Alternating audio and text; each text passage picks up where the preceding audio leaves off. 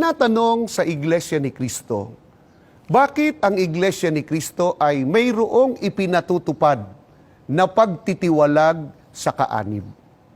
Para sa kabatiran po ng lahat, sa loob ng Iglesia ni Cristo ay walang anumang aral na inimbento lamang. Lahat po ng aral o doktrina na ipinatutupad dito ay pawang nakabatay po sa Biblia o banal na kasulatan. Isa na rito ang pagtitiwalag sa kaanib na lumalabag sa doktrina. Narito ang batayan sa ipinatutupad na pagtitiwalag sa loob po ng Iglesia ni Cristo.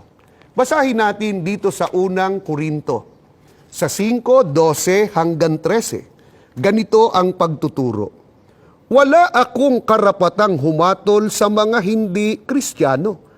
Ang Diyos ang hahatol sa kanila. Ngunit hindi ba't dapat ninyong hatulan ang mga nasa loob ng iglesia?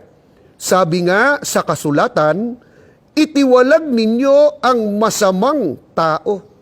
Sa binasa po nating mga talata, ay maliwanag ang pagtuturo sa sino mang kaanib na gumagawa ng masama. Katumbas ay lumalabag ang utos ng ating Panginoong Diyos sa pamamagitan ng mga apostol ay itiwalag.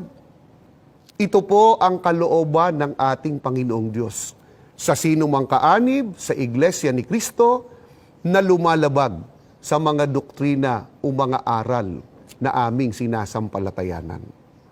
Salamat po ng marami sa inyong pagsubaybay. Hanggang sa muli po nating pagkikita-kita dito sa programang Tanong at Sagot.